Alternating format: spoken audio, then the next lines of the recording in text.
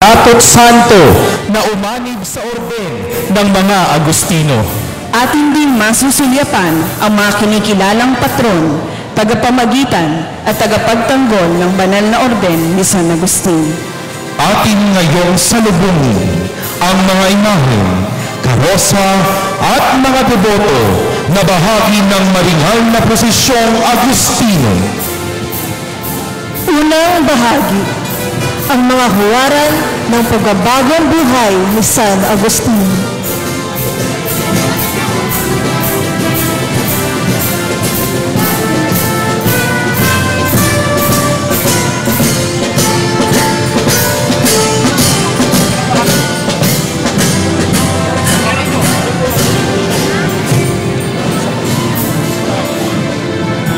Unang bahagi, ang mga huwaran ng pagbabagong buhay ni San Agustin. Apostol San Pablo, Martir y Apostol de los Gentiles. Nang marinig ni San Agustin ang tinig na nagsasabing, Tole lege, na nangangahulugang, kunin mo at basahin. binuklat niya ang Biblia at nabasa ang sulat ni San Pablo sa mga taga-Roma na nagtulak sa kanyang pagkabalik loob sa pananampalataya. Tangan ni San Pablo ang kanyang mga sagisag na espada at libro at ipinagdiriwang ang kanyang mga kapistahan tuwing Enero 25 at Hunyo 29 bilang pagkilala sa kanyang pagiging martir at tagapagturo sa mga unang Kristiyanong Hentil. Ang imahen niyang ito ay nasa pangangalaga ng pamilya de Leon Garcia. Apostol San Pablo, martir at apostol ng mga Hentil, Ipanalangin mo kami. San Antonio Abad, fundador del movimiento eremítico. Si San Antonio Abad ang unang nagtatag ng pamayanang ermitanyo sa ilalim ng isang abad na naging inspirasyon ni San Agustin sa paglikha ng komunidad na sumusunod sa kanya. Sa 4 na dakilang pantas ng Santa Iglesia na ginugunita tuwing Disyembre 7. Ang imahe niyang ito ay nasa pangangalaga ng Pamilya Laya, San Ambrosio ng Milan, Obispo, Pantas ng Simbahan, Teologo at Orador. Ipanalangin mo kami.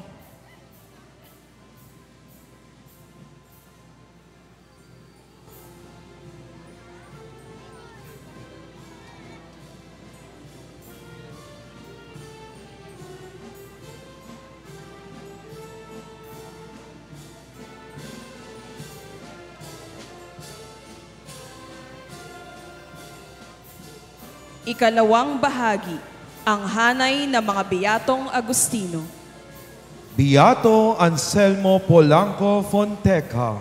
Tubong Espanya, si Anselmo ay sumapi sa mga Agustino sa edad na 16. Naordinahang pari noong 1907 at naging provincial ng Santissimo Nombre de Jesus sa Pilipinas noong 1932. Siya ay naging masigasig sa paghihikayat ng kanyang kapwa Agustino sa pagpapatuloy ng misyon ng ebanghelisasyon. Dahil sa kanyang matatag na paninindigan sa pananampalataya sa gitna ng digmaang sibil sa Espanya, siya ay tinakip at naging martir noong 1939 sa pamamagitan ng firing squad. Ang pista ni Beato Anselmo ay pinagdiriwang tuwing 7 ng Pebrero. Ang imahe niyang ito ay nasa pangangalaga ng Pamilya Lasco, Beato Anselmo Polanco Fonteca, Obispo at Martir. Ipanalangin mo kami. Beato Federico de Ratisbona, relihiyoso. Isinilang si Beato Federico sa Ratisbon, Alemania at naging kasapi ng orden ng mga Agustino sa monasteryo ng San Nicolas, kung saan ginamit niya ang kanyang galing sa pagkakarpintero upang paglingkuran ang kanyang samahan. Kilala siya sa masidhing debosyon sa Santissimo Sacramento at ayon sa isang alamat, binigyan siya ng banal na komunyon ng isang anghel noong siya'y may matinding karamdaman at di makadalo sa banal na Santa Misa. Pumanaw siya noong Nobyembre 29 na siyang naging araw ng pagdiriwang ng kaniyang kapistahan. Ang imahen niyang ito ay nasa pangangalaga ng pamilya Quetua Trinidad. Beato Federico ng Ratisbona, relihiyoso. Ipanalangin mo kami. Beato Esteban Belicini, presbitero. Isinilang sa Italia noong 1774, si Luigi Giuseppe Belicini, na tinawag na Esteban sa monasteryo ni San Marcos, ay nialay ang buhay sa paglilingkod, lalo na sa kabataang dukha na tinuruan niya ng kaniyang tahanan. Sa gitna ng epidemya, buong puso niyang kinalinga ang mga may sakit at masugid na pinaglingkuran ang dambana ng Virgen del Buen Consejo hanggang sa siya'y dapuan ng karamdamang dulot ng epidemya at pumanaw. Ginugunita ang kanyang kapistahan tuwing ika-3 ng Pebrero.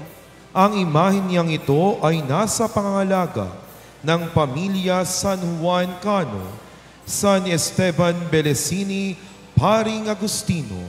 Ipanalangin mo kami. Beata Elena Valentini Cavalcanti de Udine, biyuda y religyosa. Matapos mabiyuda at magluwal ng 6 na anak, iniwan ni Beata Elena ang karangyaan.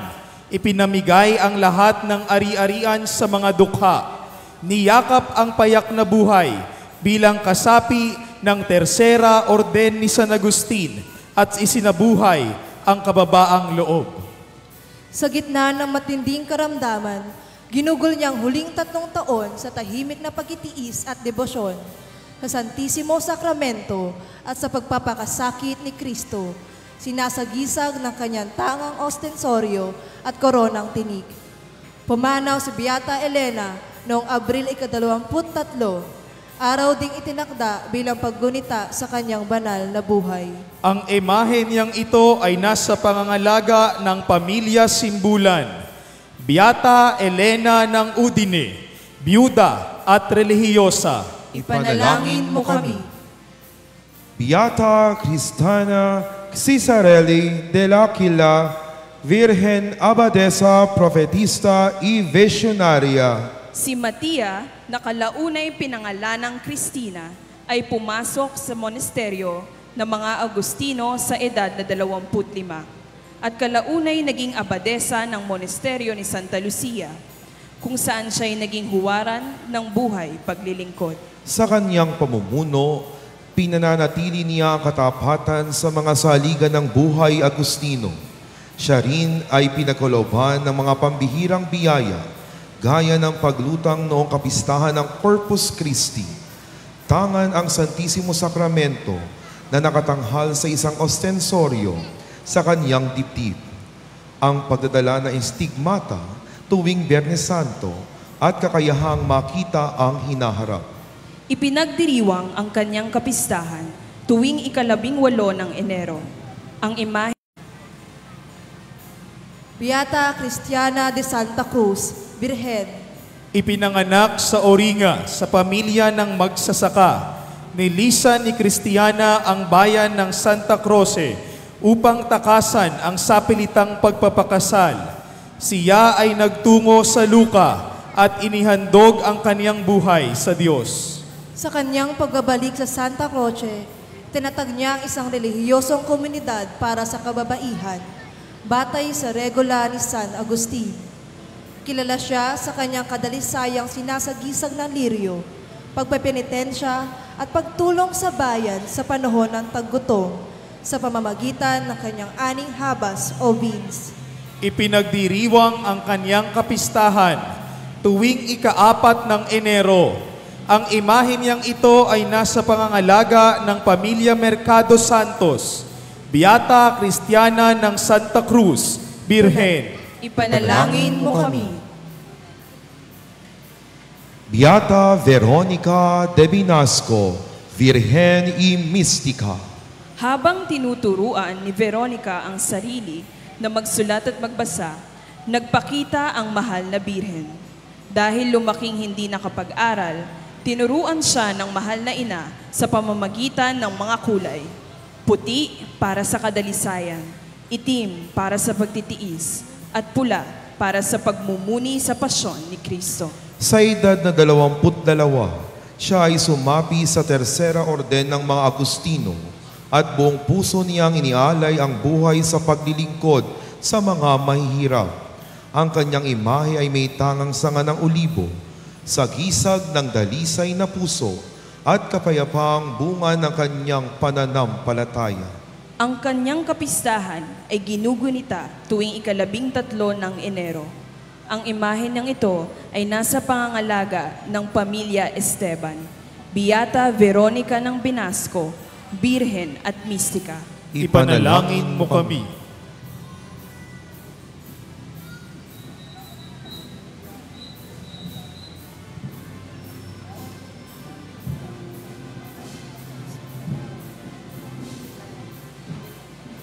Ang ikatlong bahagi ng prosesyong Agustino ay ang mga hinirang na santo ng Orden ni San Agustin na inayos ayon sa taon ng kanilang kanonisasyon. Nangunguna ang pinakabagong inideklara ng simbahan at nasa hulihan ang mga unang kinilalang santo ng Orden. San Alonso de Orozco, musiko, predikador, eskritor mistiko. Si San Alonso ay maagang nagpakita ng interes sa musika at kalaunay sumapi sa Orden ni San Agustin sa gabay ni Santo Tomas ng Villanueva. Bagamat nabigyan ng mataas na katungkulan bilang prior at tagapangaral ng imperyo ni Haring Carlos Ikalima, pinili niyang mamuhay ng payak. Kadalasang inilalarawan ng may tangan siyang kahoy na krus at aklat. Sumasagisag sa kanyang debosyon at hindi mabilang ng mga akda na sinulat para sa orden. Ipinagdiriwang ang kanyang kapistahan tuwing Setyembre 19. Ang imahin niyang ito ay nasa pangangalaga ng pamilya Hernandez Manuel. San Alonso ng Orozco, musiko, predikador at mistikong manunulat, Ipanalangin mo kami. San Ezequiel Moreno, Diaz, Agustino Recoleto, misyonero, obispo de Pinara y Pasto, patron de los Agustinos Recoletos en las Filipinas. Dumating si San Ezequiel Moreno sa Maynila noong 1870 bilang misyonerong Agustino Recoleto at naordinahan bilang pari noong 1871. Sa loob ng 15 taon, naging matatas siya sa Filipino at naglingkod sa iba't ibang lalawigan bago italagang obispo ng Pinara at Pasto sa Colombia noong 1893. Pumanaw siya noong Agosto 11 dahil sa kanser, araw na itinalaga bilang kanyang kapistahan. Ang imahin niyang ito ay nasa pangangalaga ng pamilya Peralta Santos, San Ezequiel Moreno Diaz, Agustinong Recoleto, misyonero, obispo ng Pinara at Pasto, patron ng mga may sakit na cancer, patron ng mga Agustinong Recoleto sa Pilipinas. Ipanalangin mo kami. Santa Magdalena de Nagasaki, Agustina Recoleta, Virgen y Martir, patrona de la Tercera Orden de los Agustinos Recoletos. Sa gitna ng pag-uusig sa pananampalatayang Katoliko sa Hapon, si Santa Maria Magdalena ay naging mahalagang tagapagsalin ng wikang Nihongo para sa mga misyonerong Agustinong Recoleto at naging katuwang din ng mga Dominikano sa pagpapalaganap ng Kristyanismo. Buong tapang niyang inihayag ang pananampalataya at kusang isinuko ang sarili upang iligtas ang kanyang mga kasama hanggang sa siya'y pahirapan at ibinitin patawirik sa balon kasama ni San Lorenzo Ruiz. Ang kanyang imahen ay may tangan na dahon ng palmera sa gisag ng kanyang pagkamartir at buslo sisidlan ng gamit ng katikista. Ginugunita ang kanyang kapistahan tuwing ika-20 ng Oktubre. Ang imahe niyang ito ay nasa pangangalaga ng Pamilya Espiritu at Pamilya Chico. Santa Magdalena ng Nagasaki, Birhen, Martir, at patrona ng Tercera Orden ng mga Agustinong Recoleto, Ipanalangin mo kami. Saint John Stone of Canterbury, priest and martyr. Mariing tinutulan ni John Stone ang diborsyo ni Haring Henry VIII kay Reyna Catherine, dahilan upang isulong ng hari ang Act of Supremacy noong 1534 na nagpapahayag na siya ang tanging pinuno ng simbahan sa Inglaterra. Dahil sa kanyang matatag na paninindigan, si John Stone ay tinakip, ikinulong, kinaladkad, ibinitin at pinugutan ng ulo. Tanga ng kanyang imahe ng palmera ng pagkamartir at tanikala ng pagkakapiit.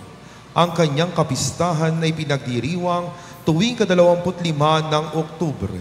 Ang imahe niyang ito ay nasa pangalaga ng pamilya Cruz Navoa, San Juan Stone ng Canterbury, pari at martir. Ipanalangin mo kami. Santa Rita de Cascia, abogada de los casos imposibles. matapos mawala ng asawa at 2 anak, ipinagpatuloy ni Rita ang matagal ng hangaring maging isang Agustina. Sa kabila ng pagtutol, tinanggap siya ng monasteryo matapos niyang payapain ang alitan ng 2 makapangyarihang angkan sa Cascia.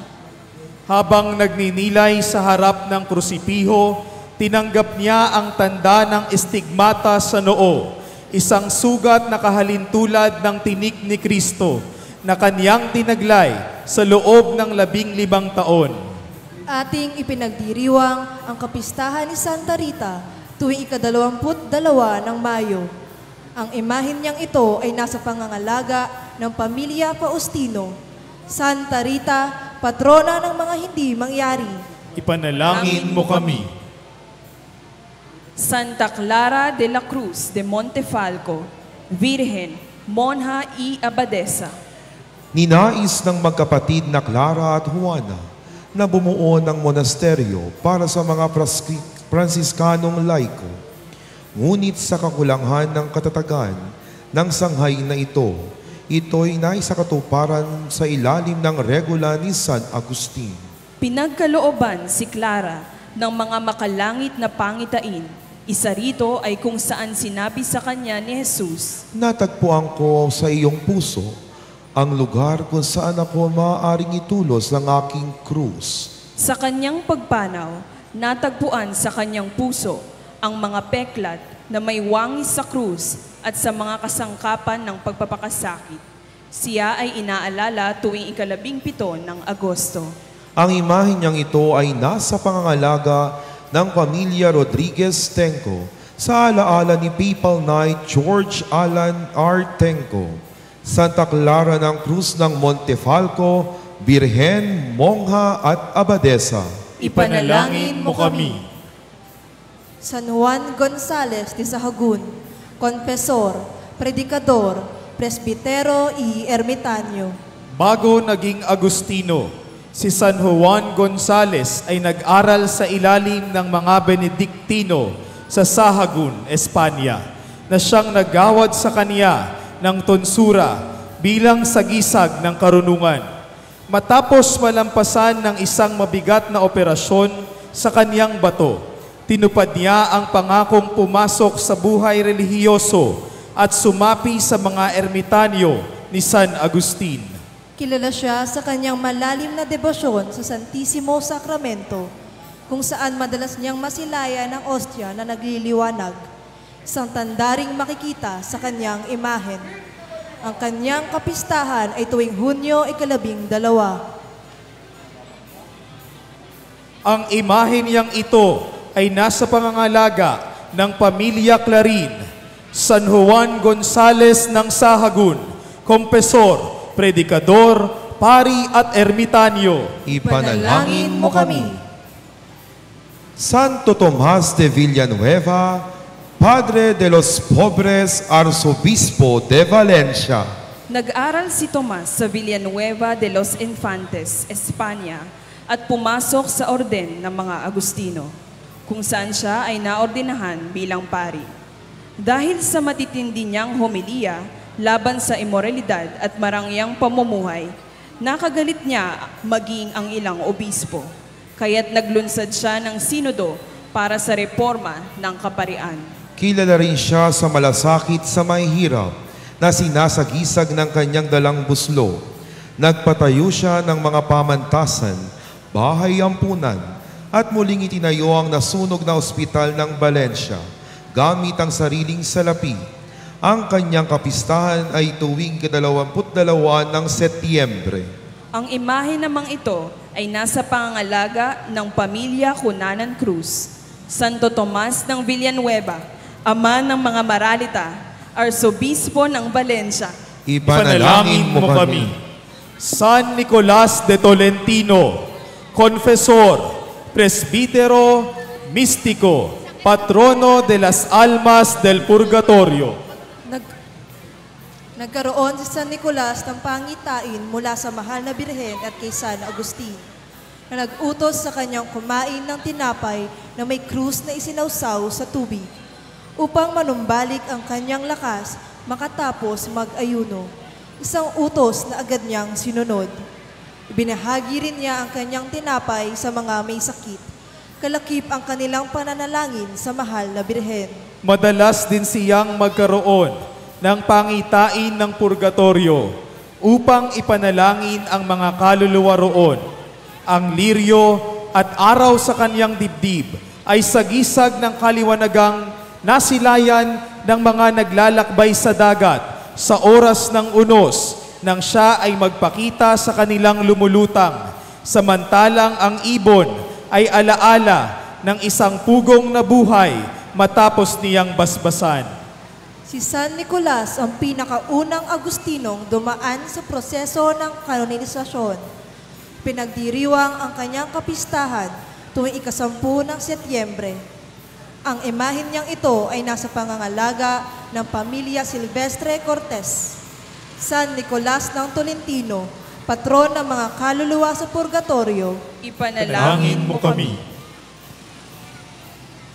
Ang mga pre-congregation saints o mga Agustinong hinirang na santo bago nagkaroon ng formal na proseso ng kanonisasyon ay pinangungunahan ni San Guillermo Ermitanio.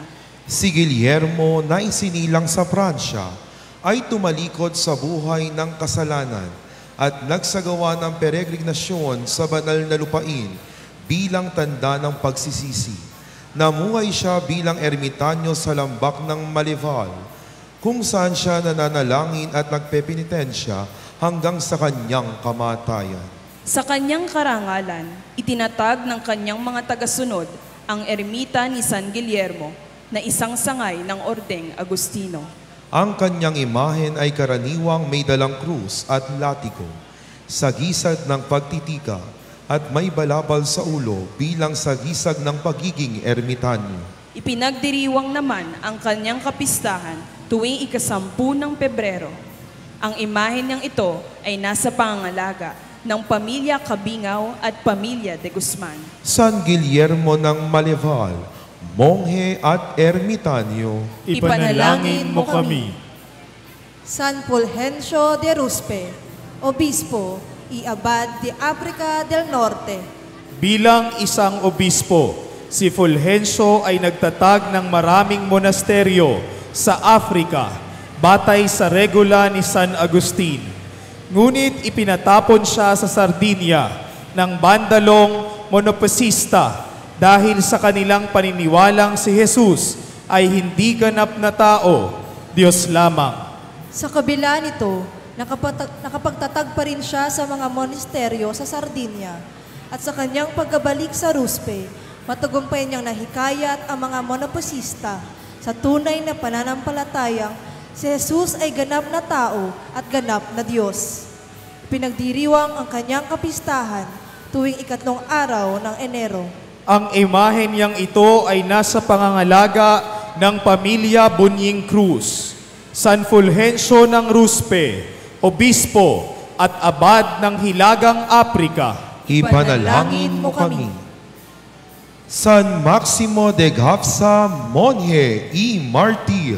Si San Maximo ang pinakabatang Agustinong martir sa Gafsa, Tunisia, na nag-alay ng buhay para sa pananampalataya sa edad na 15 taon.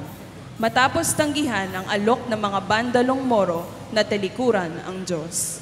Ang kanyang imahen ay nagpapakita ng isang inosenteng bata na may tonsura ng pagkamonghe, tanga ng palmera ng pagkamartir at sagwang ginamit sa kanyang pagpaslang. Siya ay ginugulita tuwing ika-26 ng Agosto. Ang imahen niyang ito ay nasa pangangalaga ng Pamilya Marcos at Pamilya Santos. San Maximo, batang monghe at martir ng Gapsa, Ipanalangin mo kami.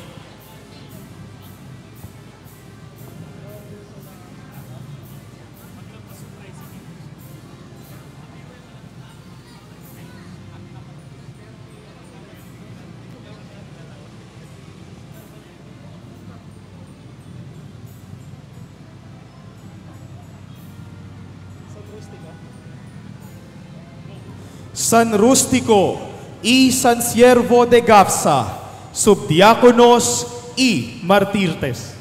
Kasama ni San Maximo sa pagkamartir, sina San Rustico at San Siervo, mga subdiakono na naglilingkod sa altar sa pamamagitan ng pag-awit ng epistola, tanganan ng ebanghelyo habang ito ay pinahahayag, at paghahatid ng patena, kalis sa mesa altar tuwing misa. Ang kanilang kasuotan na may isang guhit sa dibdib ay tinatawag na tunisela.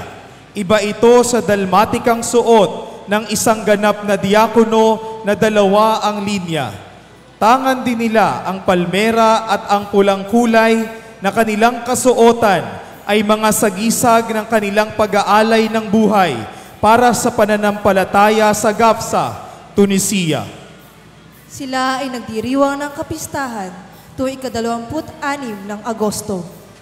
Ang mga imahen nilang ito ay nasa pangangalaga ng Pamilya Imperial at Santos, San Rustico at San Siervo, mga subdiakono at martir. Ipanalangin mo kami.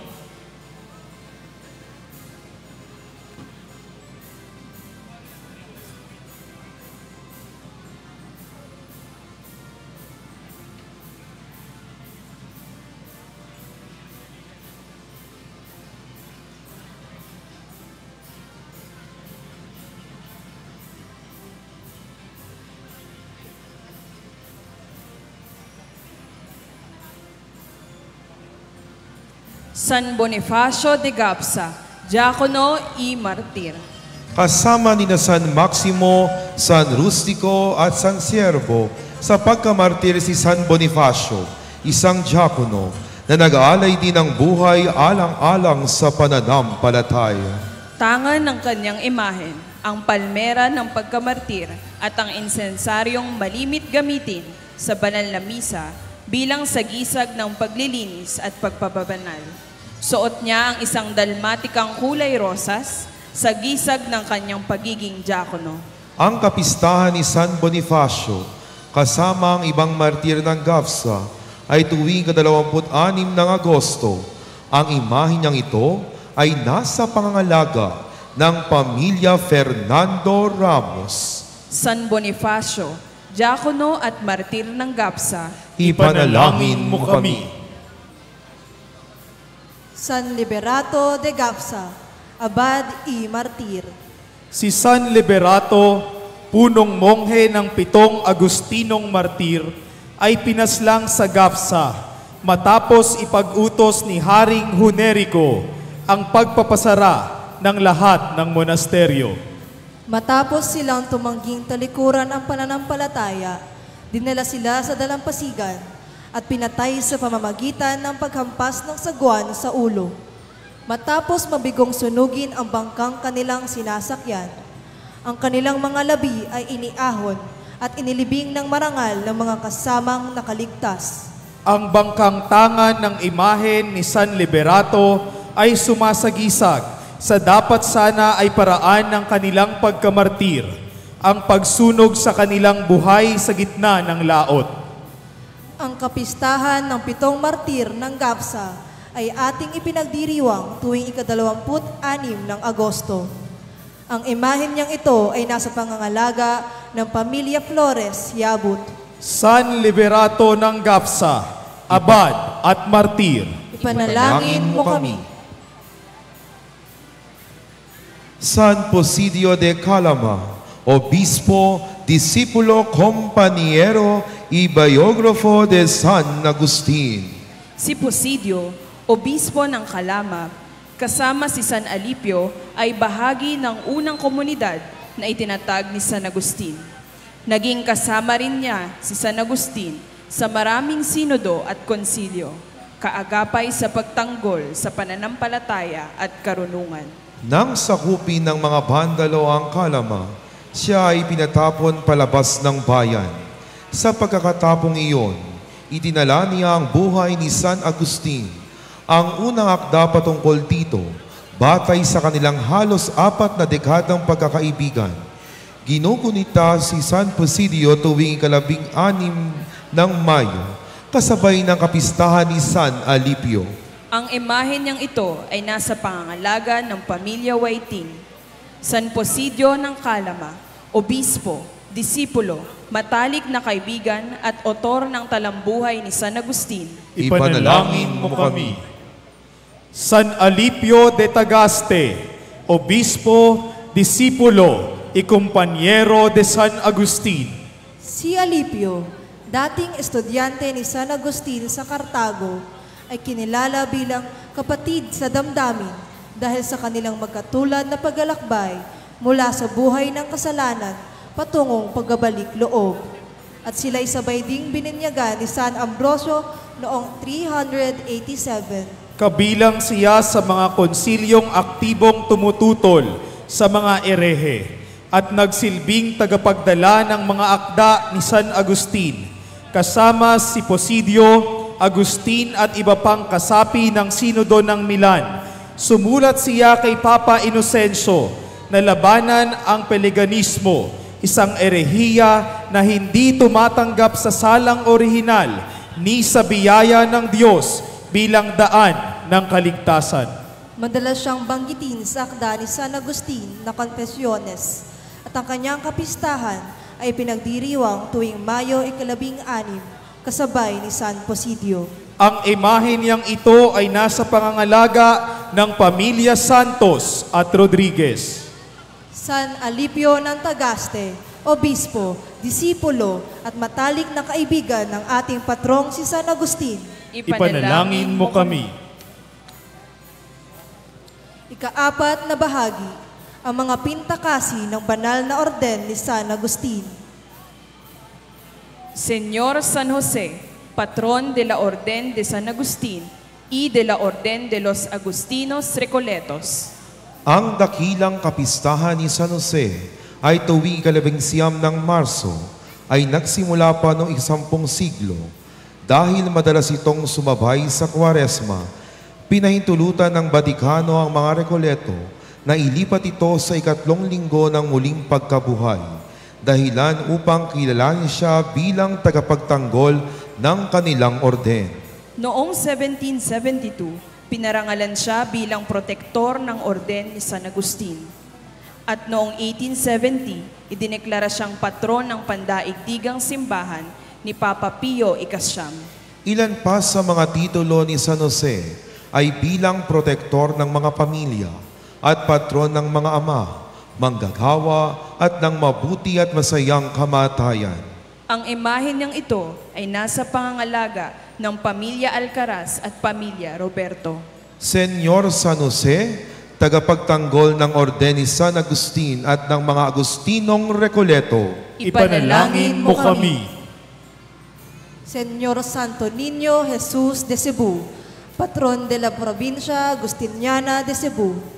Ang imahe ng Santo Niño de Cebu ay handog ni Magellan kay Raha Humabon sa kaniyang binyag noong 1521. Nang dumating si Legazpi noong 1565 at sumiklab ang digmaan laban sa mga katutubong pagano, natagpuan ang imahen na isang sunog na lugar. Dito itinatag ng mga Kastila at misyonerong Agustino ang Basilika ng Santo Niño de Cebu, ang pinakamatandang parokya sa ating bansa. Noong 1983, itinatag ang probinsya Agustiniana de Cebu bilang sangay ng mga Agustino dito sa Pilipinas mula sa probinsya ng Espanya sa karangalan ng Santo Niño de Cebu bilang pagkilala sa kanilang matagal ng pangangasiwa sa imahen. Ipinagdiriwang ang kanyang kapistahan tuwing ikatlong linggo ng Enero. Ang imahen niyang ito ay nasa pangangalaga ng pamilya Clarin. Santo Niño Jesus ng Cebu, patron ng mga Agustino sa Pilipinas. Maawa ka sa amin.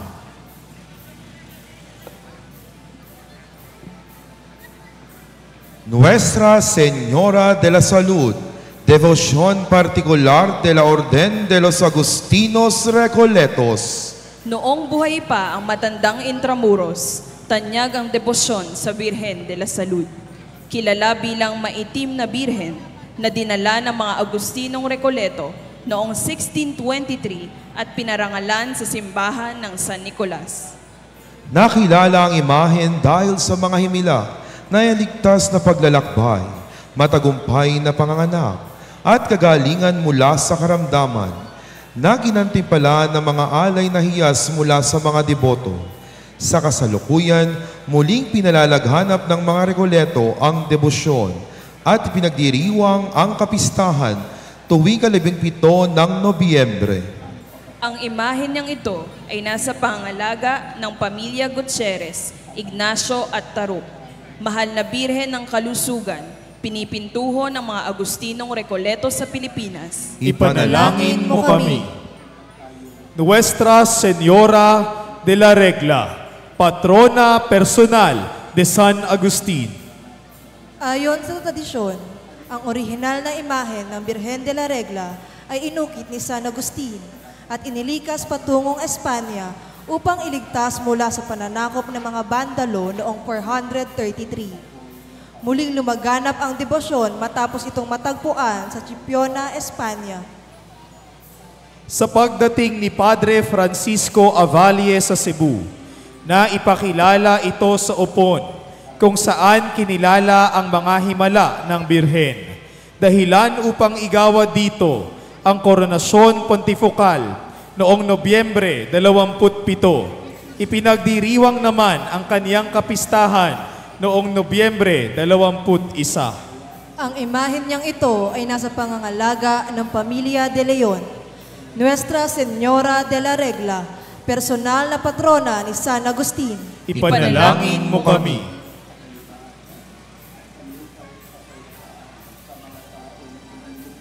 Huling bahagi, Los Festejados, ang mga pinararangalan at ipinagpipistang patron ng banal na orden ni San Agustin.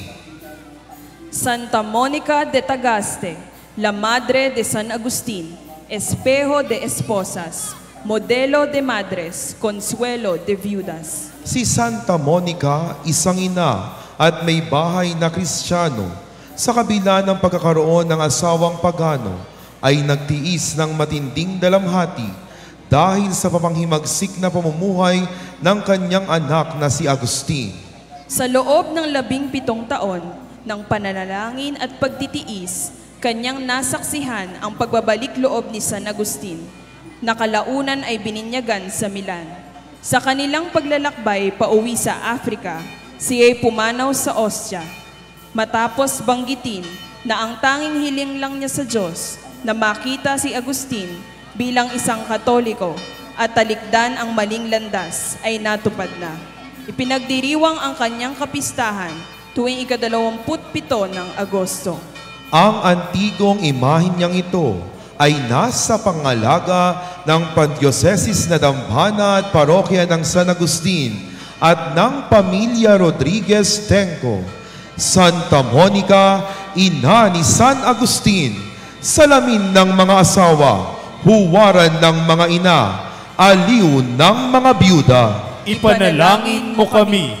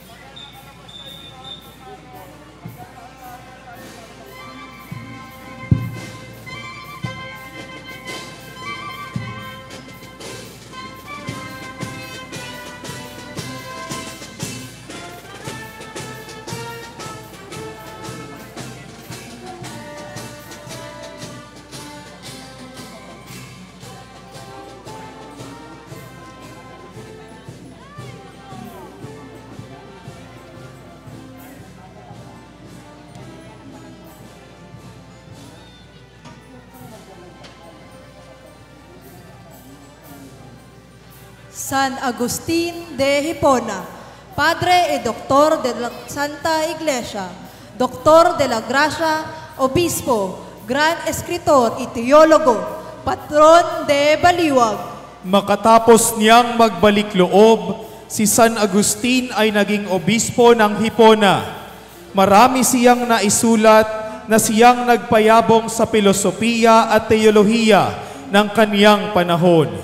Kaniyang idiniin na kinakailangan natin ang mabinyagan at kinakailangan natin ang mga grasya at biyaya ng Diyos upang tayo ay maligtas. Hindi mabilang ng mga panalangin ang pinaniniwalaang sinagot ng ating Panginoon sa pamamagitan ng pagdedebosyon sa patrong San Agustin. Ayon sa mga matatanda, noong ang mga kabukiran ng Baliwag ay sakupan ng ating parokya, sa tuwing ang mga magsasaka ay mangangailangan ng tubig at ulan, hinihiling nila sa kura paroko na ilabas ang imahen ng ating patron. Sa tuwing ito'y ilalabas, alam ng mga magsasaka na sila ay diringgin ng Panginoon at bibiyayaan ng ulan, gaano pa man katindi ang init at sikat ng araw. Kung kaya sa tuwing lalabas ang imahen ng patrong San Agustin, ay inaasahan na ang pag-ulan. Ang matandang imaheng ito ng ating patrong San Agustin ay nasa pangangalaga ng ating parokya at ng pamilya Rodriguez Tenco. San Agustin, Pintakasi, tagapangalaga at tagapagtanggol ng lungsod ng Baliwag. Ipanalangin mo kami.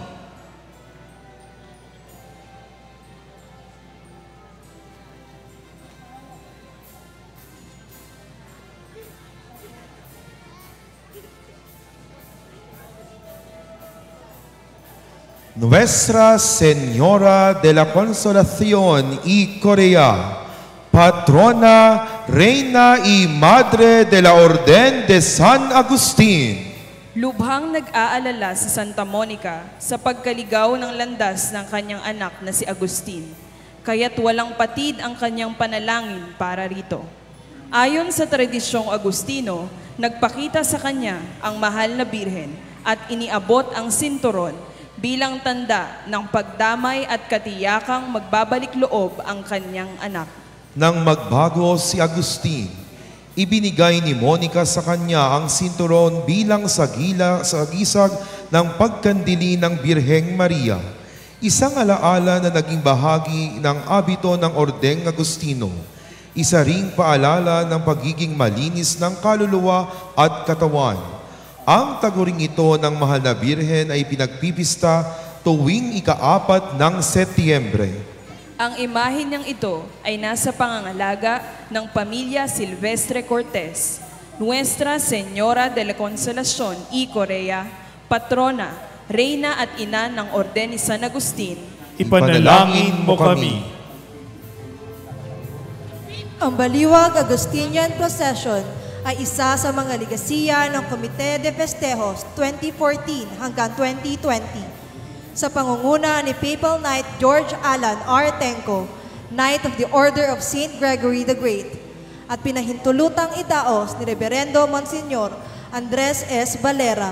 Pasasalamat ang ipinaaabot ng Confradia de la Santa Corea, ang samahan ng mga nangangalaga ng mga imaheng Agustino, sa ating Hermana Mayor, Ginang Amelita Rodriguez Tenco, Hermanos Manores, Ginang Maria Victoria Tenco Burgos, at Ginang Janina Tenco Castro, at mga pamilya, para sa kanilang suporta at sa taunang pagdiriwang na ito.